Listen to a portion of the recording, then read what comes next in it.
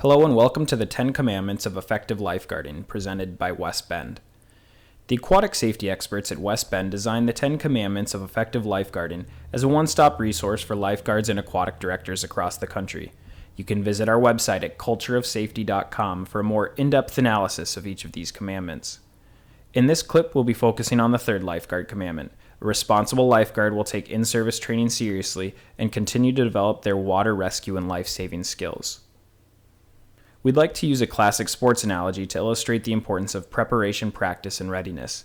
In the second week of the 2001 NFL season, 9-year starting quarterback Drew Bledsoe was forced off of the field with a major injury. The New England Patriots and head coach Bill Belichick were forced to turn to an unproven 6th-round draft pick in only his second season. Despite low expectations, that backup quarterback, Tom Brady, stepped in and won the final 6 regular season games. Brady and the Patriots went on to win the Super Bowl that year, with Brady winning the Super Bowl MVP award.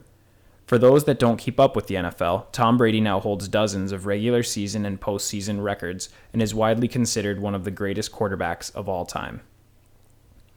In this story, football represents swimming. Just like the game of football, swimming is an inherently dangerous activity. And just like starting quarterbacks, swimmers are extremely fragile and can get wrapped up in the moment and put themselves into unnecessary harm. And despite your greatest efforts, sometimes our starting quarterbacks go down into stress. No amount of whistleblowing is going to prevent a fluke accident that might put a swimmer in harm's way. At this point, you, the lifeguard, need to put on a helmet and come off the bench and salvage a delicate situation.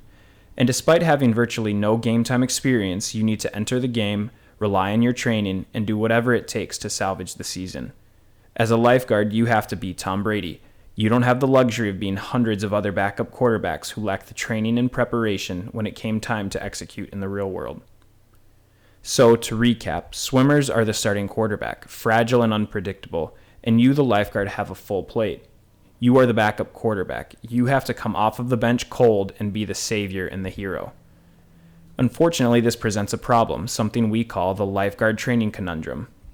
If you do your number one job and prevent dangerous situations in the first place, you'll never really know if you're ready to step in and save a life.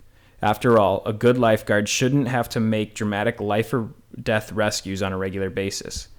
This conundrum is precisely why it is so important to take in-service training so seriously. In-service training is your chance to become Tom Brady.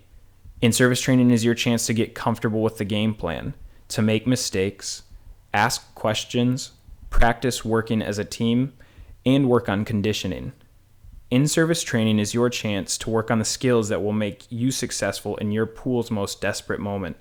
If you can't demonstrate proper life-saving skills in practice, how are you ever going to be able to perform when a swimmer's life is on the line?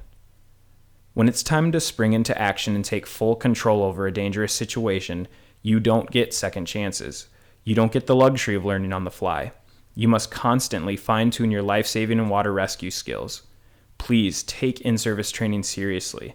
Lives are at stake, not football games.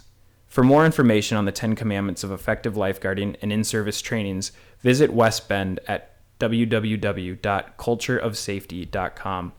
We also encourage you to connect with us by searching for Culture of Safety on Facebook and safety_West Bend on Twitter.